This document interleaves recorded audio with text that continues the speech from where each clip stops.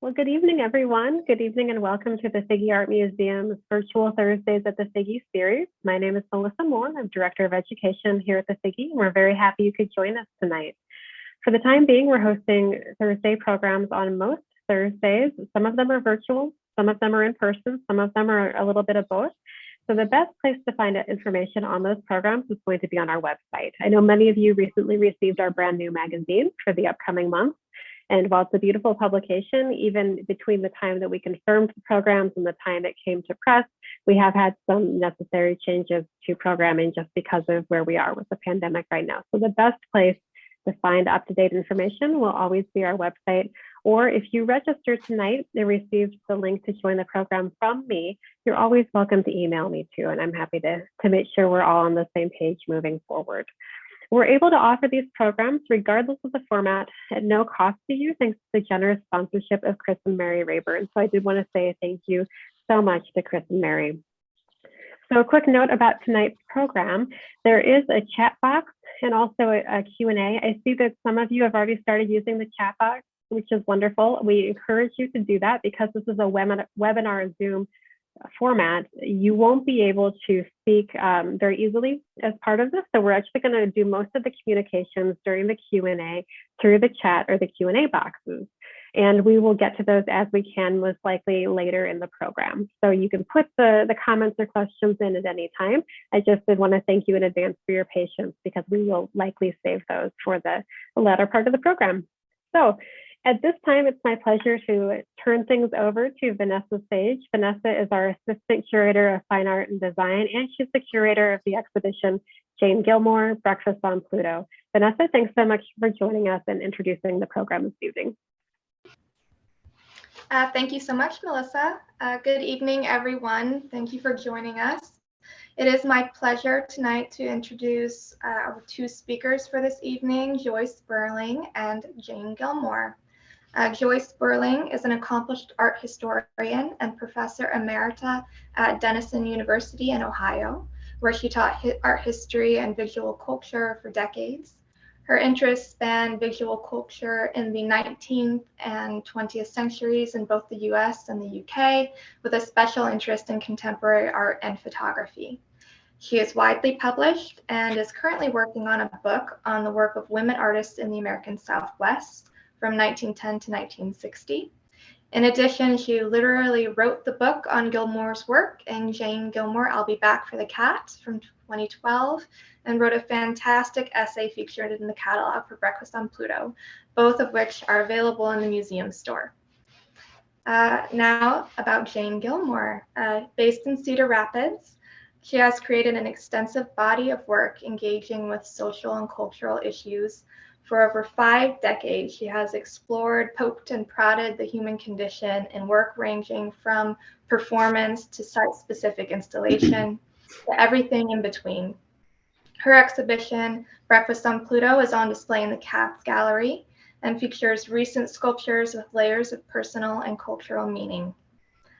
She has exhibited extensively throughout the US and abroad and was a foundational figure in the women's art movement of the 1970s. She is Professor Emerita at Art at Mercy University, where she taught for nearly 40 years. The structure for this evening's program is going to be a conversation between Joy and Jane with accompanying images and video. So to start things off, I'm going to play a video of the installation in the Katz Gallery, and then I'll start to present the PowerPoint, and then Joy will get things started.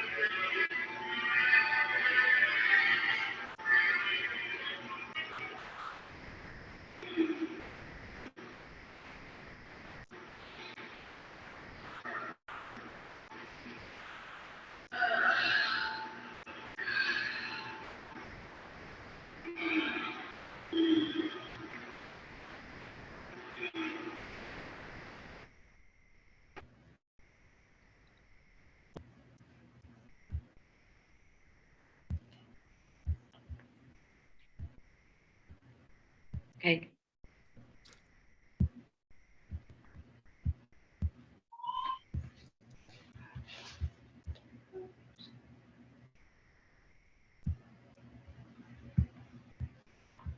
All right, and now I'm going to get the PowerPoint started, and Joy can take it off from there. Okay, thank you very much. I would also like to very much thank all of the people at the Figge Museum who have made this possible, especially Vanessa and Melissa, and I'd also very much like to thank Jane for her amazing work and her friendship all of these years. Like I say, it's been a real honor to be able to write about Jane twice, and it's a real thrill to be part of this project tonight. And I hope all of you out there listening will get a copy of this fabulous catalog that she has, and you can see on the slide here. It has the most amazing photographs in it of some really spectacular work. So anyway, I'm going to ask some questions, and then Jane is going to answer them.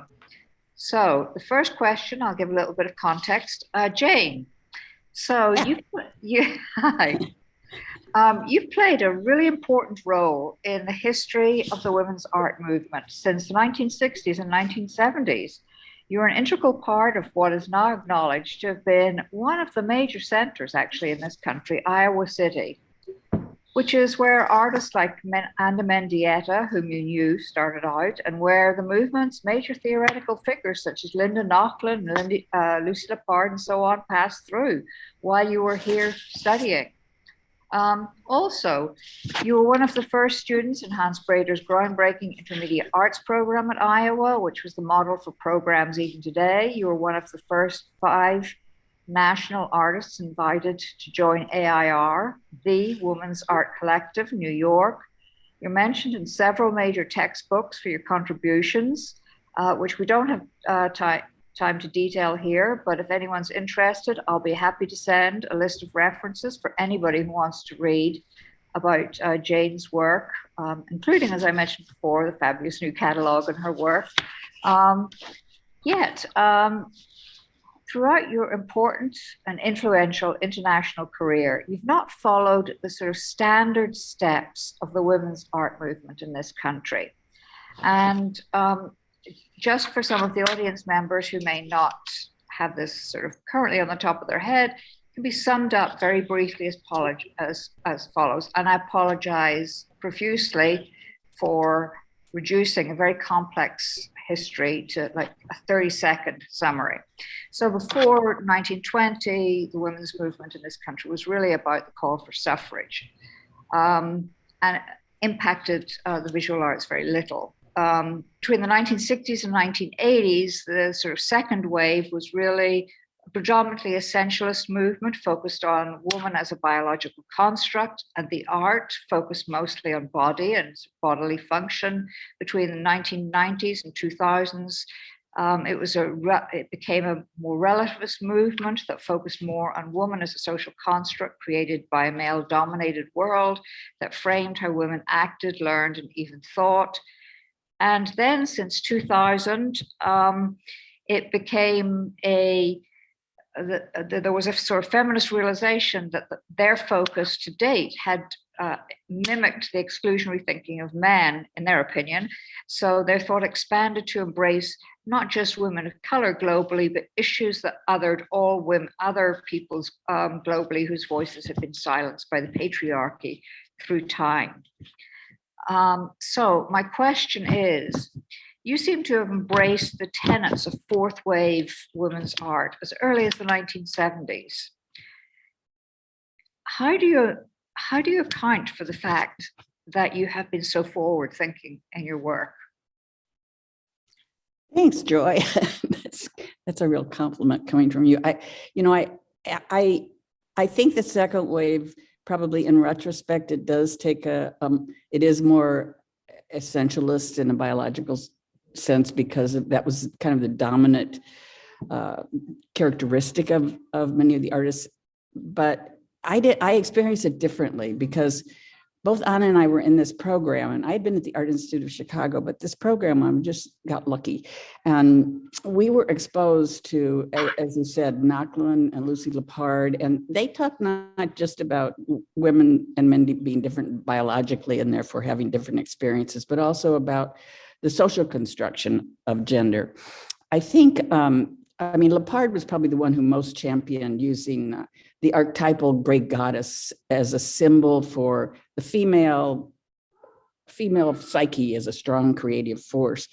But in the midst of this kind of modernist world hierarchies, this gesture that you see here in these images of the Minoan snake goddess, in this case, you see the Cycladic poppy goddess, it became a really powerful symbol for feminist artists, including Mary Beth Edelson, who's at the top in the right there, and Anna and myself. So I see now in retrospect that it can be taken as sort of essentialist in that it affirmed biases that suggest that men create culture and they're rational and women are emotional and closer to nature. But at the time, if you look at these at this slide of the lists of visiting artists, you will see these are all the people that came to visit in 1 year. And you can see how prescient the department was. I mean, it's amazing when I look back on it now. I think as a result of that, my work became kind of an amalgam of a kind of an intuitive response to experience, but also a cultural critique. Yeah, that's quite a list. Yeah. So as far as your work as an installation artist goes, every time I see your work installed, it tells me a new story, a different story. And in many ways, installation art, an installation artist uses works of art in ways similar to the way a writer may use the same words that are used in language when they write a book, but they simply use the words arranged in different ways to tell a whole new story. I mean, this is simplifying it grossly. But so do you in your sculptures, you know, the different arrangements, the different ways you juxtapose the sculptures in a space tell entirely new stories every time you install them, even though it may be the same or similar groups of sculptures. In Breakfast in Pluto, your installation seems to be about a world turned upside down. On one level, recognizable, but on another level, it's totally topsy-turvy. It's turned on its head. The familiar becomes strange, and the overall impact is very visceral. It's not safe the way you can look at a painting hung on a wall where the painting stays in place, stays at arm's distance from you. And a painting on a wall, it can move you, but it doesn't really invade your space. Your sculptures, especially as they're brought together in an installation, exist in our space. They breathe, they speak to us, they move indistinctly, they physically move in distinctly disturbing, uncomfortable ways right beside us, right in our space. You seem to want to unbalance us and make us uncomfortable with your combined sculptures, spaces, lighting, and sounds, and so forth. And they tell us lots of different stories. And my question is, very simply, why? Well, I have to admit that a lot of the work in this exhibit still makes me squirm. I mean, that's me. You can't hear the video, but the image from Fatigue that's moving is me sort of moaning in exhaustion. And I think the reason that I like to make things a little uncomfortable is because it gets behind, kind of taps into our psyche and gets behind. Oh, there you go. Low. Quick.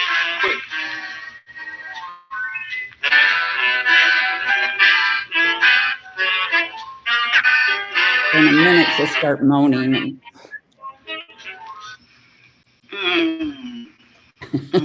There we go. Uh, uh, oh, God. So I was really videotaping myself when I was exhausted. And so that's why the video is called Fatigue, but it also sounds like some sort of ecstasy of some sort. So it could be misinterpreted or reinterpreted in a number of ways. But I think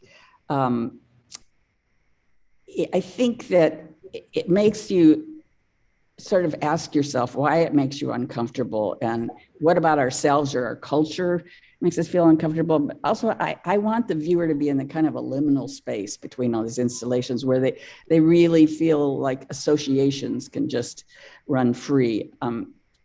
I think in Fatigue, because it's this breathing and uttering, we have this feeling that we're listening to something we shouldn't, that it's intimate overhearing, and it's really very fraught because we're in on it and probably shouldn't be. Now, in the next image of Semester at Sea, I think these neck massagers are like, they're really a kind of bad off-color joke, a sort of visual Tourette syndrome. I mean, they're funny because they destabilize the situation and with this kind of split-second surprise, so people don't notice them right away. But they do make you uncomfortable and embarrassed, and a lot of people giggle like adolescents. But I think to some viewers, they're really like inappropriate touching or something. I mean, they're really just plain creepy. So the responses are going to be different. That sort of brings me to the next question, which is it's about the patriarchy. Many of your sculptures pretend to be normal, if that makes some sense. Pretend to be sort of big monumental sculptures, as in part of the patriarchal system, or simply put, kind of superficially look like men's sculpture of the last 50 years. The sort of apotheosis of which, I suppose, is like Richard Serra, whose sculptures are as big and as powerful and as monumental as his ego.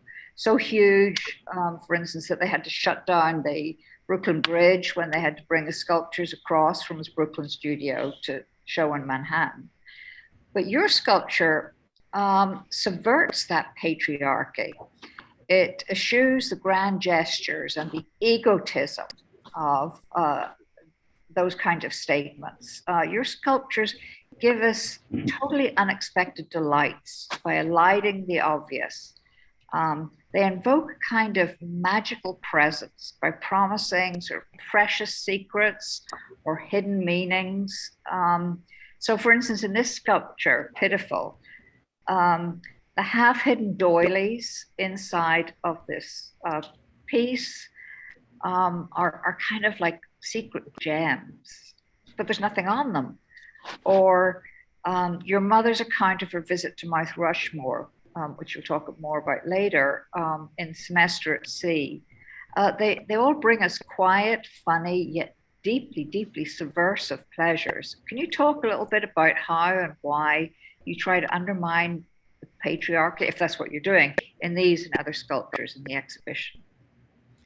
Well, I mean, I really always like questioning power hierarchies of any kind. And I think in this one, I'm really questioning kind of binary classifications of all kinds, particularly gender, and also issues about colonization of land and people and ideas.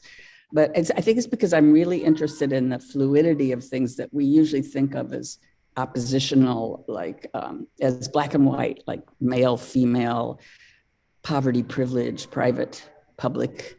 So it's that oppositional nature that interests me. And I think in Pitiful, like you see this, if you look at the image on the lower right, you see this kind of little shrine-like sculpture. I mean, it's not that little, it's about 4 or 5 feet high, but on the outside, there's this deflated phallus hanging there. And if you peek inside, you see these doilies, really from these from early 20th century women's work. And then ironically, a sort of a commodity that's not valued much by the patriarchy, as thinking of them as unimportant and flimsy and vulnerable, like women. But as women's property, they need guarding. So again, it's a satire of that theory that partly based on location of reproductive organs, that women are more interior and they're emotional, closer to nature, and men are more exterior and closer to culture or culture creators. Now, I think in the next one, in Semester at Sea, it's literally and figuratively, it's about migration and the wrongheadedness of celebrating conquering things. But it's interesting because at one end, there's this matchstick boat made by a elementary school janitor. It's all made out of burnt matchsticks. And it was made for the school probably 40 years ago. It's kind of starting to fall apart. It was a replica of Columbus's ship sent to conquer the Americas, the Santa Maria. But it's not going anywhere because it's been run ashore by this fleshy pink sea of Louis XIV upholstery fabric. Then at the other end is a page, one of the panels is a page from my mother's travel diary, which kind of inverts the travel narrative.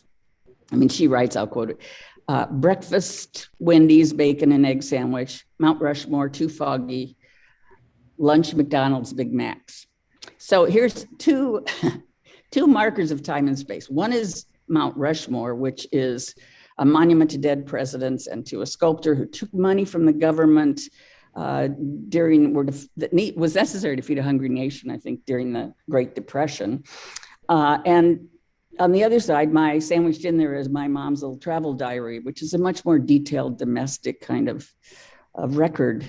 But I think, it first of all honors something as simple as a travel diary, and also to me, it's an honor it honors my mom, who was an extraordinary person and an ordinary person at the same time. I think it's just lovely that she says, she got bacon and egg sandwich at Wendy's, and she got Big Mac at McDonald's, and that Big Mac and that bacon and egg sandwich are like more important than, Mount Rushmore. All it gets is 2 words: too foggy. I think it's beautiful.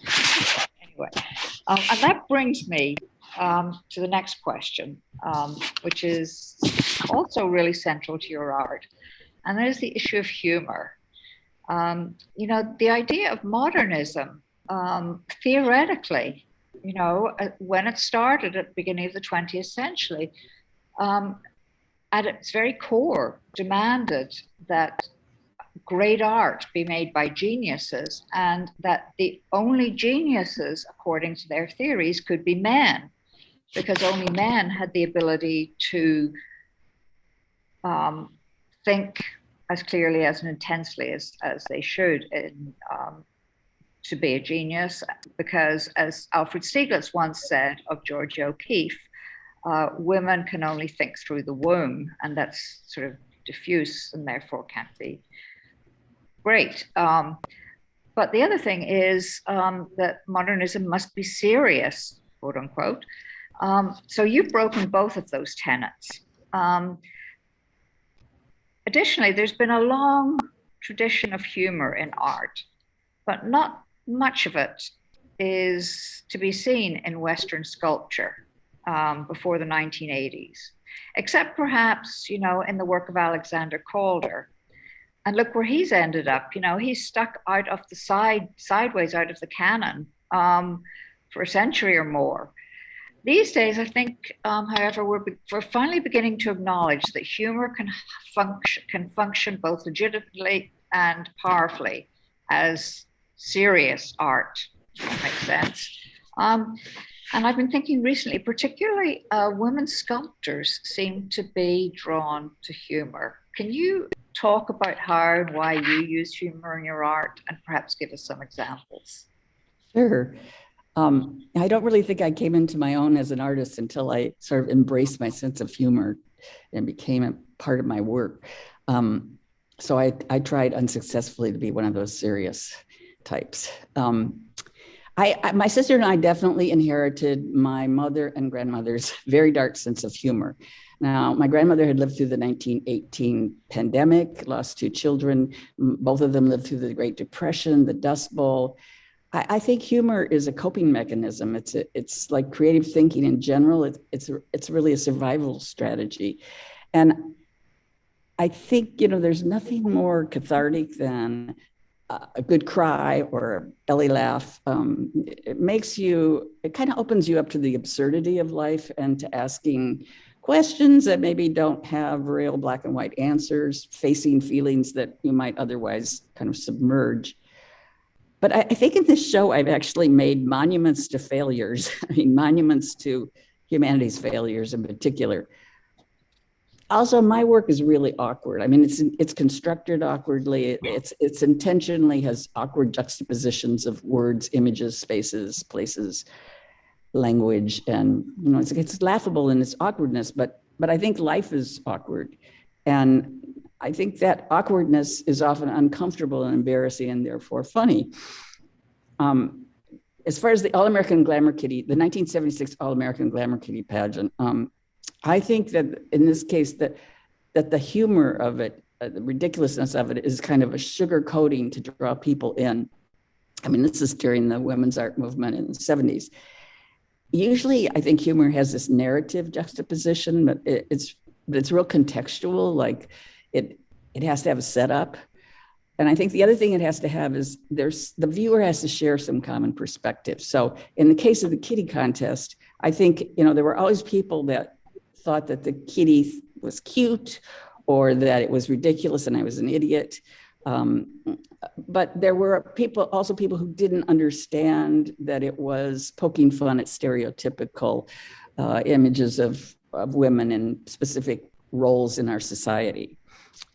So it was a satire of the cultural construction of gender. And I think at the same time, this humor it's kind of like much humor. It's satirical, maybe a little brutal and touching at the same time. I think in the goddesses that followed that, my version of the goddesses, I took them to, the greatest of all patriarchal monuments in the roots of classical art and Western culture. In this case, it was the Temple of Olympian Zeus.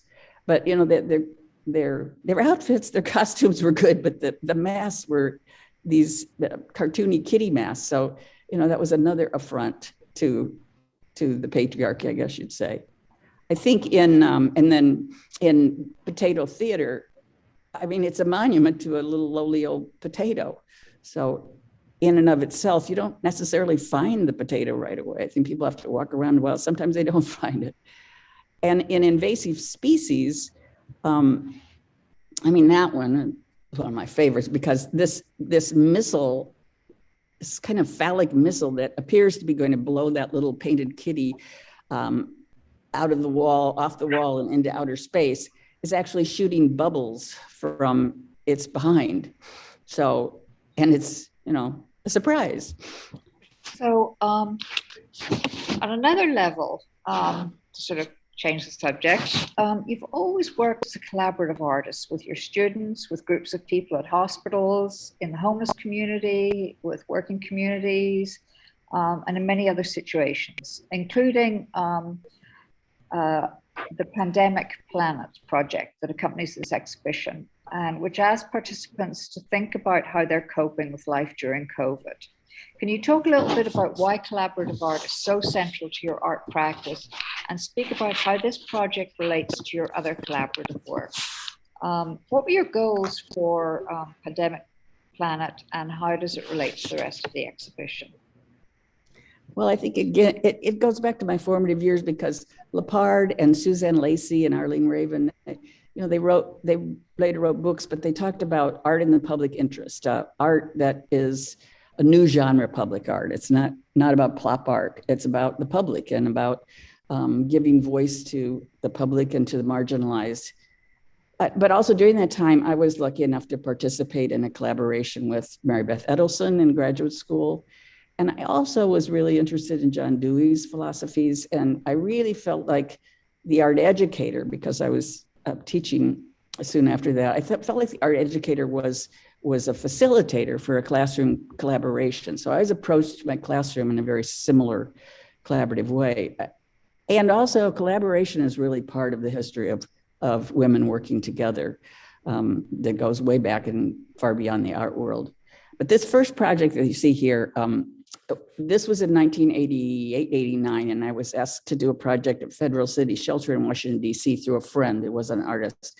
And I really hesitated because I didn't really feel like I had the, credentials to do something that might be art therapy oriented.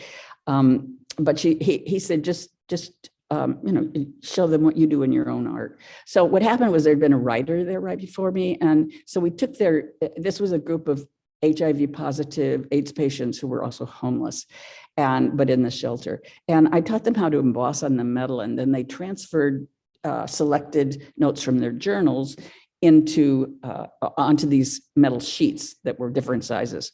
And they kept one and I kept one. And then we did installations in empty storefronts in DC. Then after that, I continued it in LA and in London, Davenport, Cedar Rapids, in the Midwest. And we accumulated more and more notes. So the installations in the storefronts got larger and larger. And, it really had a powerful effect because I think that art can give a kind of agency to the collective imagination, the collective memory. And of course, it gives a voice to people that don't normally have a voice. So, and I think also it exposes people, all kinds of people, because this was often working with not just disenfranchised, but people who work with them and their families, exposing people to new approaches to self-expression and new forms of art and art concepts. So I think it's a very broad influence. And the image on the bottom is from 2010, working with Grinnell, a big walk-in book. In the last decade or so, I've dealt a lot with low-wage workers and stories of work. Pandemic Planet, originally Vanessa suggested that I might want to propose a community-based piece to go with the installation that I was doing. And I thought that was a great idea. So I made a proposal and really they took it from there.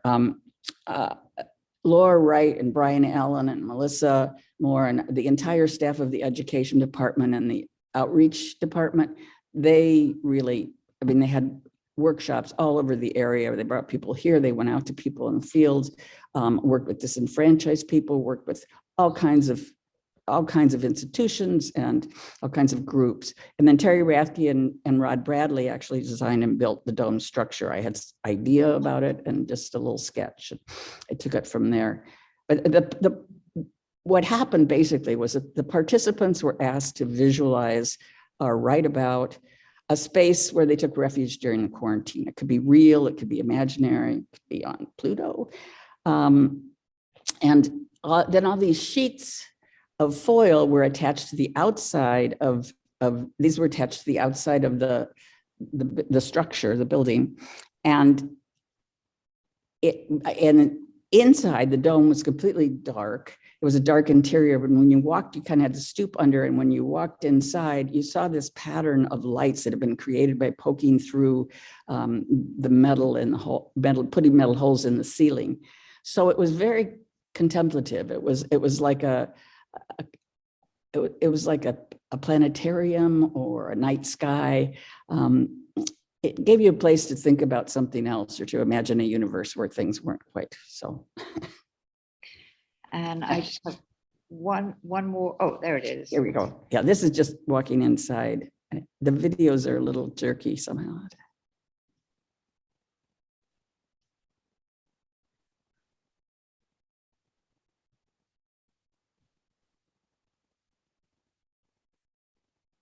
And there you see what they saw when they looked up on the inside was. That's beautiful. Beautiful. It was really great. And yeah, that's lovely.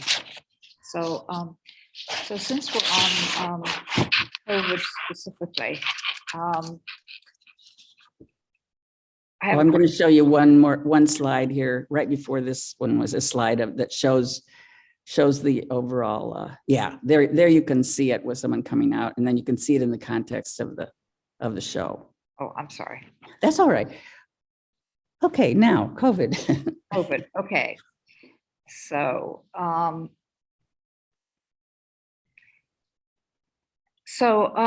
when I first wrote the catalog essay, what I focused on was really the instability and mutability of identity as suggested by the title Breakfast on Pluto, which of course comes from a book originally about a transgender woman and so forth.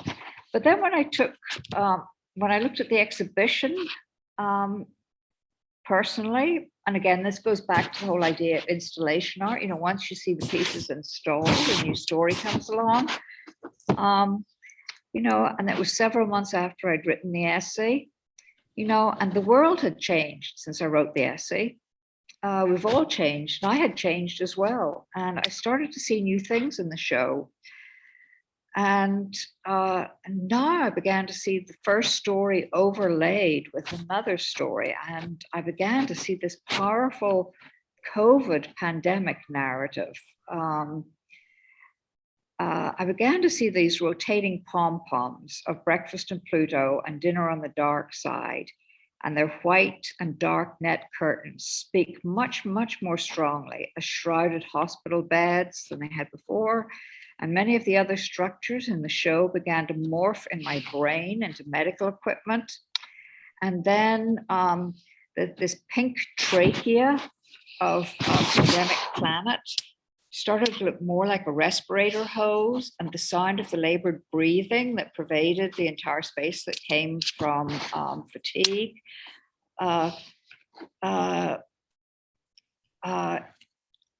Juxtaposed with the 3 flowered votives in the front of that piece, looked increasingly like an homage to those dealing with the virus.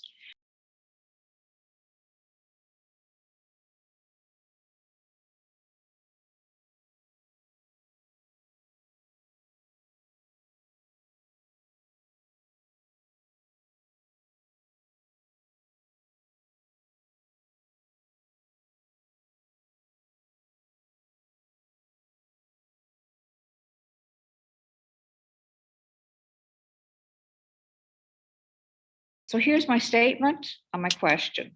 The statement is, it constantly amazes me how a really good work of art can signify in so many ways and on so many levels to so many people over time and space. And who knows, in 10 years, maybe no one will read the COVID dimension in this installation, or maybe they will, but maybe they'll read another narrative completely, one that hasn't yet been written. And to me, that's the wonder of art.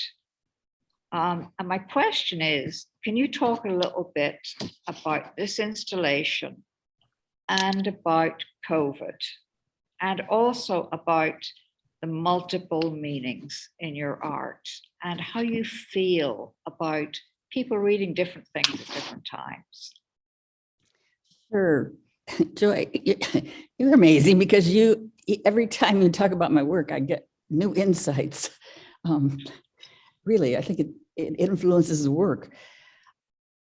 COVID, like the Breakfast on Pluto on the left, that was a piece I was already making in my studio, and I just was interested in the forms, and I had made this ball on top with those. I started putting those little pink protrusions, and they looked like little adolescent breasts to me, and the whole thing seemed kind of remind me of my childhood, and it was kind of fun and festive. And then I walked in one day, and it was COVID had just begun, and I realized, oh, COVID has entered, it's infiltrated my little closed system of the studio, which happens a lot, but I just, I'm always the last to figure it out. So that one, became intentional. I think the only other one that was intentional and was done probably the last thing before the show was Dinner on the Dark Side, because I wanted to create this kind of sinister alter ego twin to Breakfast on Pluto, and a kind of fully developed killer by this time.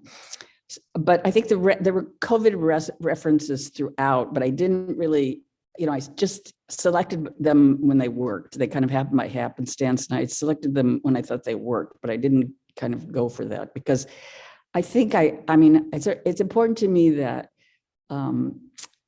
that people don't necessarily have to take one singular narrative from the work. I'm just interested in those entanglements of objects and places and words and spaces through which we try to locate meaning, or through which we try to locate our own very fluid identities. I'm interested in kind of a sense of dislocation, like a dislocation and a realization that there are contradictions and uncertainties in life. As I said before, no black and white. Or as you say, Joy, things are rarely what they seem. And I have just one final question, short one. And that is, so now that you have this show up, and now that everybody thinks it's such a smashing success, how do you feel about the show? And what do you like best about it? And if people were to take away one idea or one image from the show, what would you want that to be? Hard question. I really think that it's the interaction of the whole thing. It's the whole installation, which to me has a kind of power. And the Figge has been so good to me to put up with these things like bubble blowers in the backs of missiles and changing batteries all the time. And Vanessa is the person I'm sure that does most of that. And it's to me, I mean, the best thing, and I keep saying this, is a young woman walked by while I was installing, and she said, "I don't know what it is, but it's great."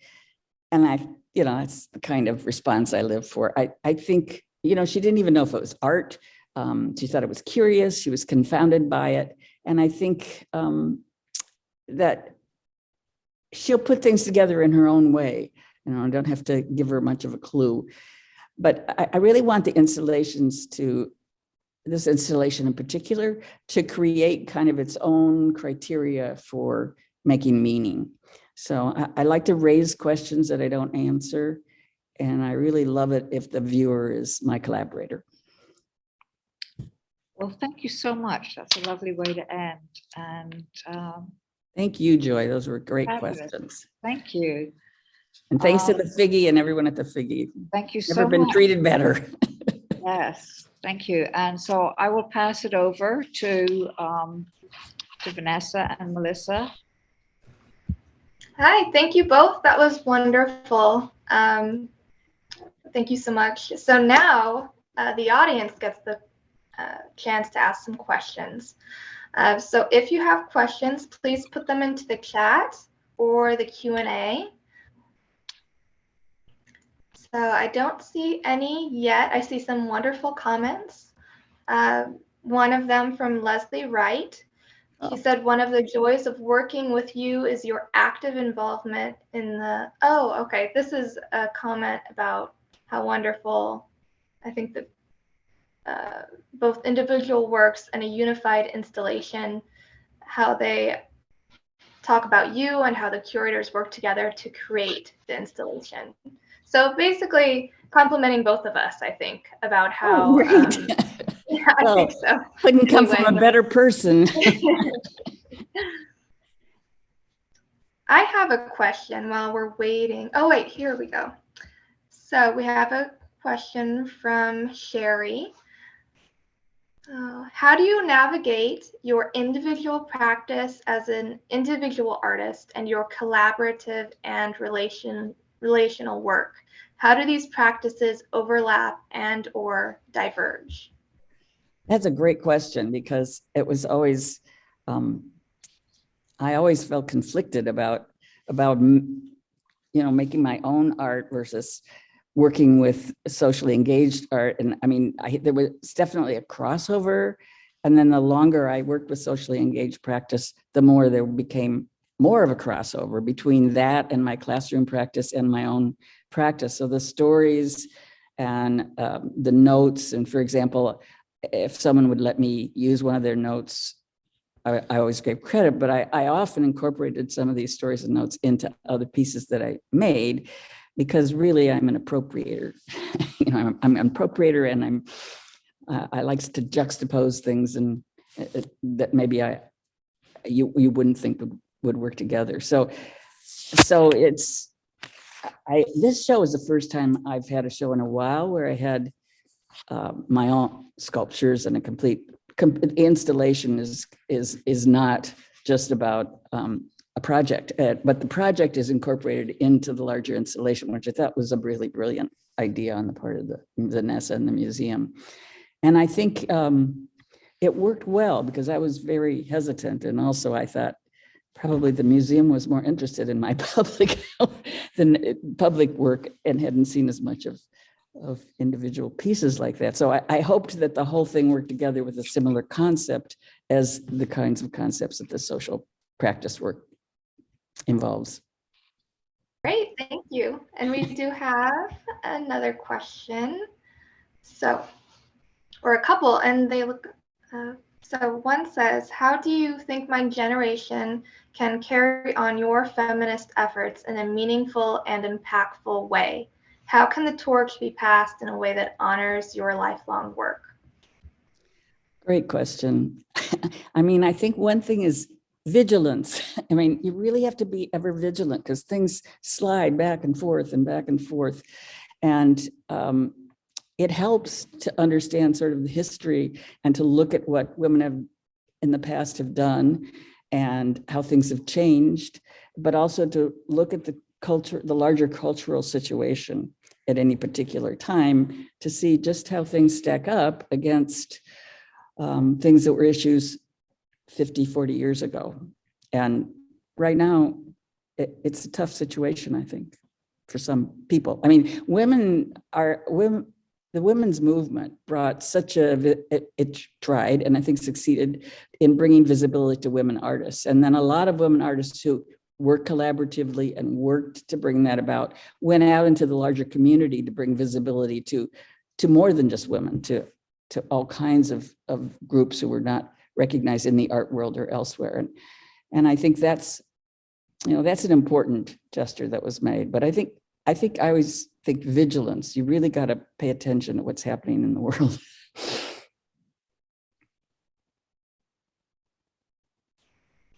And then I think I'm going to combine these two questions. One is, would you kindly comment on texture, especially of fabrics, in your choice of materials for Breakfast on Pluto and Dinner on the Dark Side? And then another question was, can you please talk about your frequent use of pink? Oh, yes, we were going to talk about that. We didn't have time, but the textures, well, I was a textiles major in undergraduate school. I went to Iowa State in textiles in the 60s. And so I was always interested in textiles. And then, that's why I started making clothes for my cat, just because I love to sew. And I've always was like 5'10", and I had to make my mother, my grandmother, somebody had to make our clothes, because it was the era of mini skirts and it was, impossible. We had to make our own. But I've always had an affinity towards textures and the feeling of things, and they remind me of things, kind of the associations, like you have associations with smells. I have associations with the texture, the touch of something. And I really think sometimes also we're kind of instinctual wrecks. Like we need art that taps into our other senses. Even if we don't touch them, we have an experience of something similar. And what was the next part of the question? Sorry. Pink. Oh, pink. Yes. Well, maybe you and Joy can both talk about pink a little bit. Yeah. Joy should talk about pink a little. I don't know about pink. Oh, well, I mean, I used it in that first Breakfast on Pluto, and I don't wear pink. I don't think about pink much, but I think about it in terms of, I am sure I was influenced by the hats and the Women's March on Washington, and pink being such a stereotypical color associated with female and babies and so forth. So And then it's fleshy. It can be bloody or fleshy or sweet and pink, like a little girl's dress.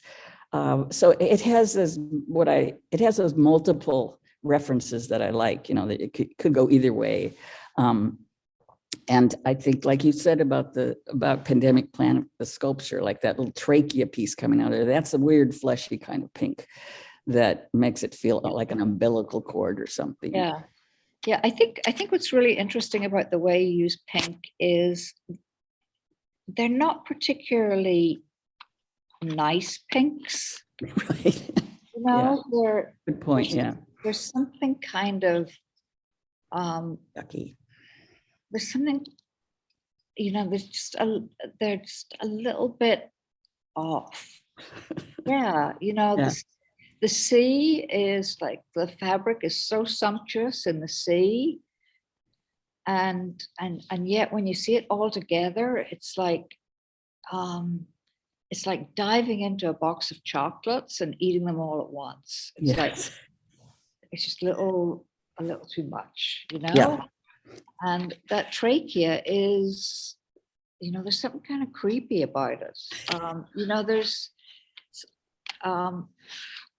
so I think there are lots of levels to the use of pink, to Jane's use of pink. It's not simple at all. Yeah. What's really interesting is, until the Second World War, pink was a boy's color and blue was a girl's color. I didn't know that. Yeah, because pink was a version of red, which was fire and heroism. No kidding. Grit and. Oh, I had no idea. Yeah. Oh, well, that's a whole nother dimension. I mean, that's really interesting. Yeah, well, I was intentional in not picking pinks that were particularly, were maybe on the verge of nauseous. Okay, and I think we'll wrap things up with a final question. So Jane, you were talking, you mentioned the influence of your mother in the diary page. Were there any other family influences or past history of growing up in Iowa that was a factor or is a factor in your art? Oh yeah, I think you can't grow up in Iowa without, well, first of all, really, when I grew up in the 60s, I went to a huge high school in a town in Iowa, and there was another high school on the other side of town that was all African American, and there were none in my school. So I was always interested in the other, but I never got exposed to it until maybe college. And I think the other thing was that my mother was from the panhandle of Texas near New Mexico, and it was a completely different kind of a tradition, that particularly a sense of humor, a lot of negative things too. But so the combination of growing up in a kind of traditional all-white Iowa town, I think also the work ethic. I mean, my father was such a worker, and my mother was the thinker.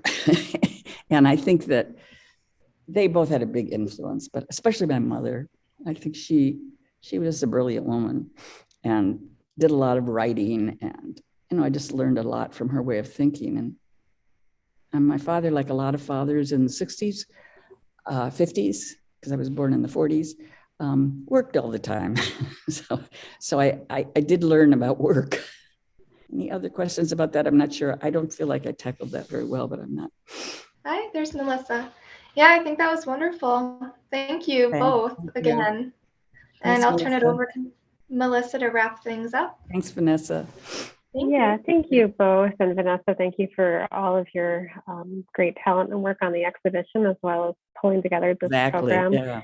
Jane and Joy, it's been a pleasure. And Jane, I know that I speak for our entire department and our staff when I say we have thoroughly enjoyed this project. In fact, it has inspired us to be thinking in new collaborative ways as we move forward with projects. So there is a lasting legacy from the partnership that we've been working on with you and with our community. So thank you for that. That's great. Thank you. I also want to thank our audience members for joining us tonight. We will have a recording of this program available at a later date. You can find that on the Figge's YouTube channel. There was a question that came in about how to purchase the catalog, and I went ahead and put the Figge's website into the Q&A box for that in case you're interested. You can do that through our online shop at the Figge. So if you go there, you'll be able to find it, but the link is also in the Q&A. We encourage you to check that out and also to come and visit the exhibition. It's going to be on view until February 6th, so you still have a little bit of time left for that. We do require masks at the museum, so I wanted to mention that. We have some here in case you forget, but we will be requiring that through the end of this exhibition at least, if not a little longer, just to make sure everybody has a safe and happy visit. And I wanted to remind you too that we have other upcoming programs, so be sure to check out the website. We did have one program set for next Thursday, February 3rd. We have moved that back to February 24th just because of where we are in our community right now with the surge. So like I mentioned earlier, make sure that you're checking out the website and reaching out to us if you have any questions. So thank you all for joining us tonight. Thank you, Jane. Thank you, Joy. Thank you, Vanessa. It's been a pleasure. We look forward to everyone joining us for future programs, if not in person, then online. So everyone have a wonderful night, and we'll see you next time. Thank you. Thank you. Bye.